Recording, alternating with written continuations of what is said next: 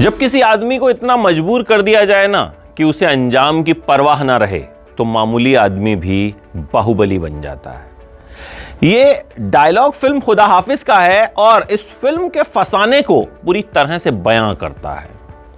पिछले कुछ वक्त में कोई ऐसी फिल्म नहीं रही जिसने मुझे इमोशनली इतना हिला दिया हो, जिसने मुझे भावनात्मक तौर पर इस हद तक शेक कर दिया हो कि मुझे लगा हो कि यार मैं क्या देख रहा हूं। खुदा हाफिज 2 ऐसी फिल्म है। सबसे पहले बात कहानी की कर लेते हैं। कहानी आपको ट्रेलर में दिखा दी गई थी। बहुत सिंपल कहानी है। इस कहानी को आप हजारों बार पर्दे पर देख चुके हैं, लेकिन तब भी इस फिल्म में क्या खास है ये बताऊंगा। पूरा रिव्यू देखिएगा। कहानी बड़ी सिंपल सी है।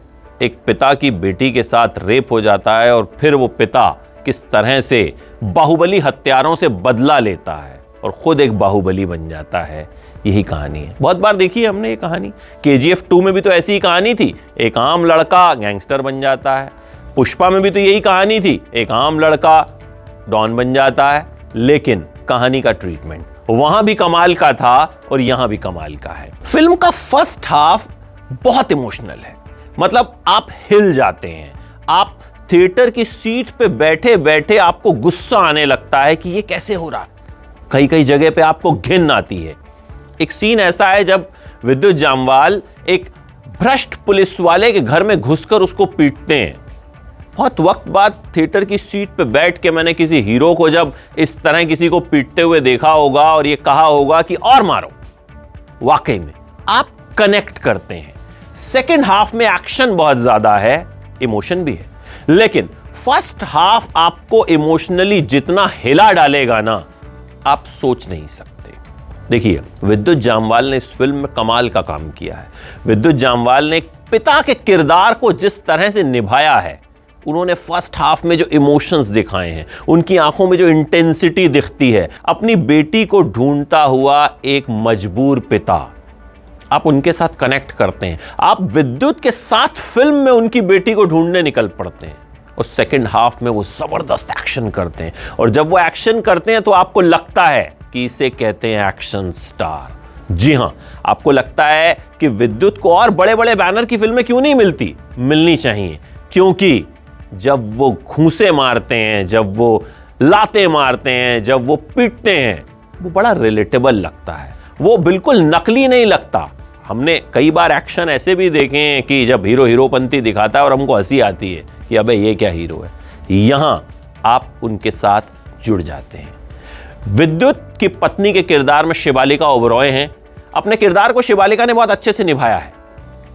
एक मां के इमोशन को उन्होंने शानदार तरीके से पोर्ट्रे किया है और वो मां जिसके साथ भी कुछ गलत जिंदगी में हो चुका है। शिवालिका खूबसूरत भी बहुत लगी।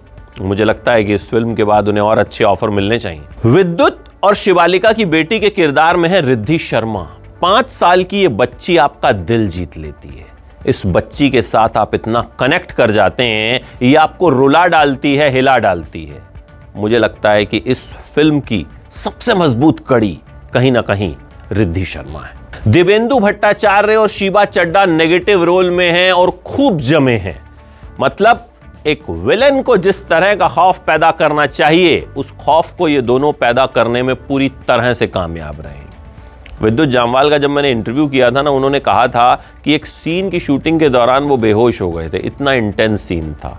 जब मैंने फिल्म में वो सीन देखा तो मुझे बिल्कुल यकीन हो गया कि विद्युत बेहोश हो गए होंगे, क्योंकि उस सीन को देखते हुए मेरे भी रोंगटे खड़े हो गए थे। फिल्म का बैकग्राउंड स्कोर और फिल्म का म्यूजिक कमाल का है। आप इतना ज्यादा कनेक्ट करते हैं ना जब गाने आते हैं। ऐसा नहीं है कि आप फोन पे मैसेजेस चेक करने लग जाएंगे या सोचेंगे कि चलो एक फोन कॉल ही कराते हैं। लोबान के धुएं सा फैला है चारों सू, तू लापता है फिर भी हर ओर तू ही तू। इस गाने से आप बहुत जबरदस्त तरीके से कनेक्ट करते हैं। एहसास की जो जुबां बन गए, दिल में मेरे मेहमां बन गए, आपकी तारीफ में हम क्या कहें, आप हमारी जान बन गए। ये गाने जब आते हैं तो कहानी को आगे बढ़ाते हैं, कहानी को पीछे नहीं ले जाते हैं।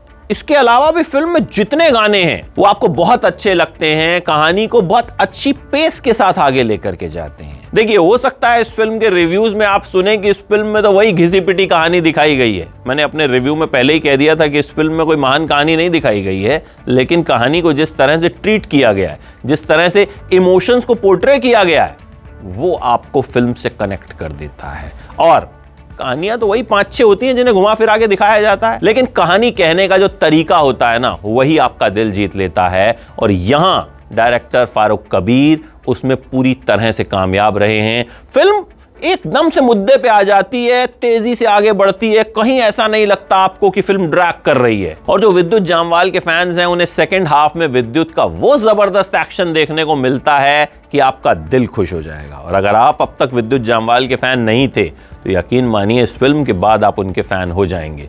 मुझे उम्मीद है कि इसके बाद विद्युत को और बड़े बैनर की फिल्में मिलेंगी और अच्छी फिल्मों में हम उन्हें देखेंगे, क्योंकि टैलेंट तो बंदे में है और इस फिल्म में वो बहुत अच्छे से दिखा है। ये फिल्म विद्युत के करियर को एक नए डायमेंशन पर ले जा सकती है।